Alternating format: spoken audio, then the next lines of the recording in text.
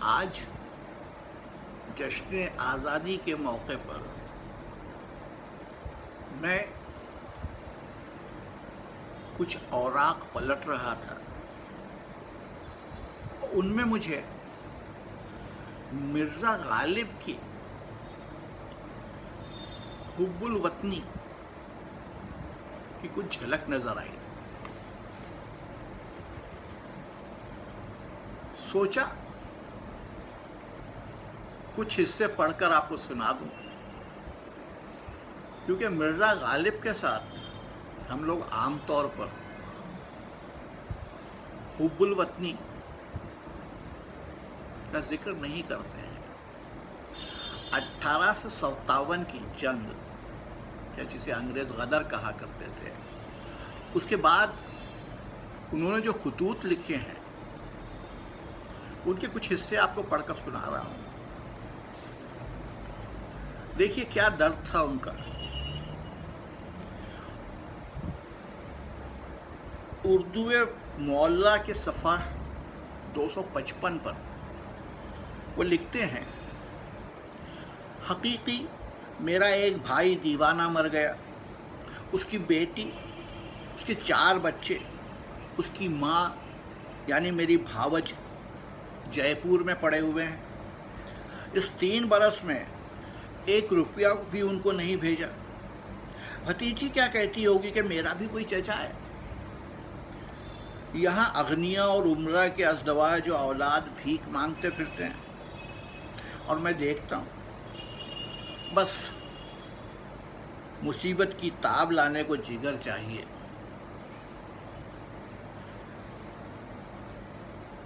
اردو معلیٰ کے ہی صفحہ 255 پر آگے لکھتے ہیں، میرا حال سوائے میرے خدا اور خداوند کے کوئی نہیں جانتا۔ آدمی کثرت غم سے سودائی ہو جاتے ہیں، عقل جاتی رہتی ہے۔ اگر اس ہجوم غم میں میری قوت متفکرہ میں فرق آ گیا ہو تو کیا عجب ہے، بلکہ اس کا باور نہ کرنا غضب ہے۔ پوچھو کہ غم کیا ہے؟ غم مرگ، غم فراق، غم رزق، غم عزت، غم مرگ۔ میں قلعہ نامبارک سے قطع نظر کر کے اہل شہر کو گنتا ہوں۔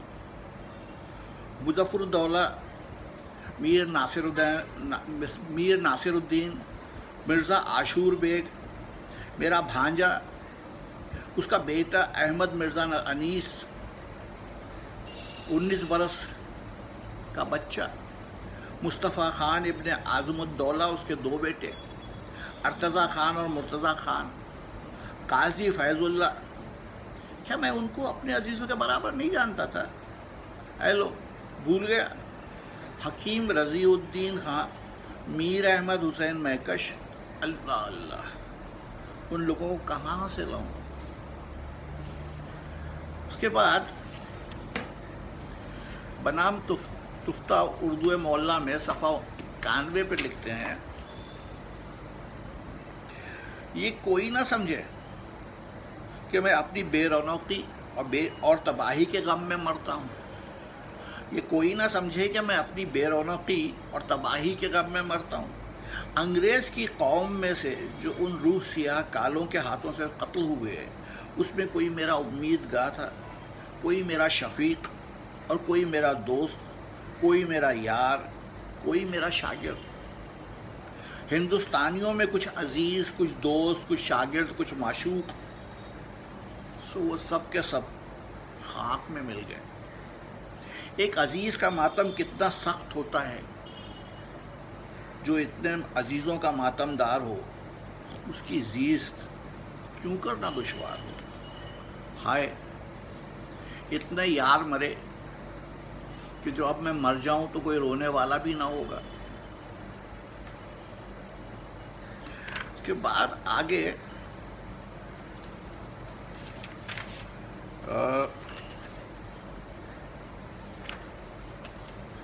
لکھتے ہیں،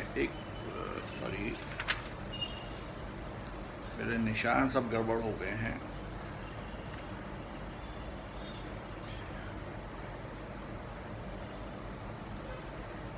ایک اور خط میں لکھتے ہیں، میں جس شہر میں ہوں اس کا نام بھی دلی ہے، اور محلے کا نام بلی ماران کا محلہ ہے، لیکن ایک دوست اس جہنم کے دوستوں میں سے نہیں پایا جاتا۔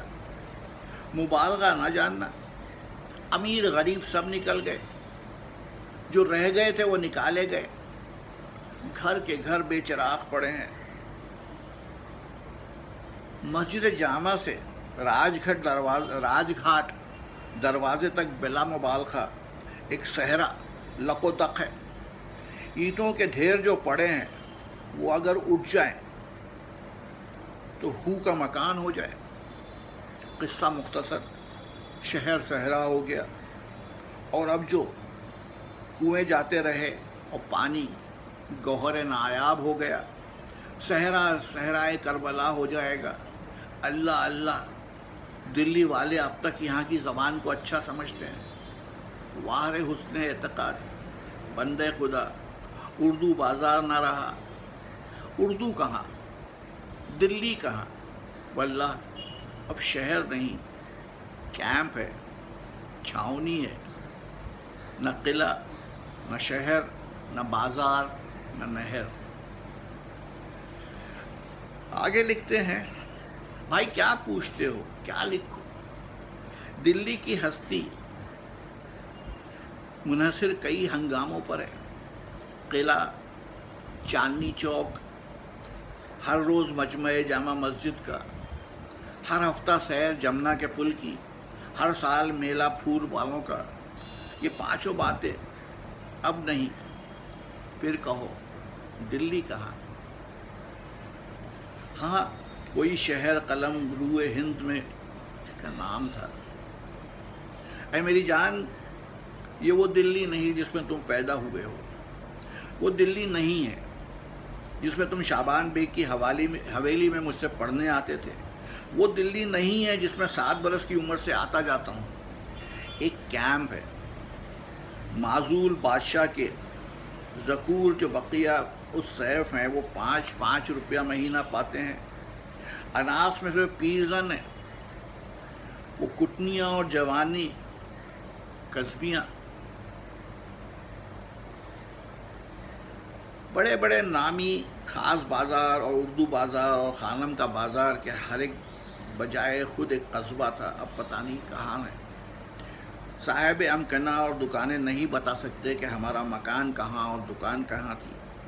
برسات بھر میں نہیں برسا، اب تیش و کلن کی طغیانی سے مکانات گر گئے، غلہ گرا ہے، موت ارزاں ہے، میوے کے مول اناج بکتا ہے۔ غدر کے بعد جو مصائب و آلام کے جو پہاڑ ٹوٹے، غالب نے جو سب کچھ اپنی آنکھوں سے دیکھا۔ چنانچہ اس قطعے میں جو انہوں نے دلی کی تباہی سے متاثر ہو کر نواب علاء الدین الہی کو ایک خط میں لکھا تھا، زبو حالی کا خاص طور پر ذکر کیا ہے۔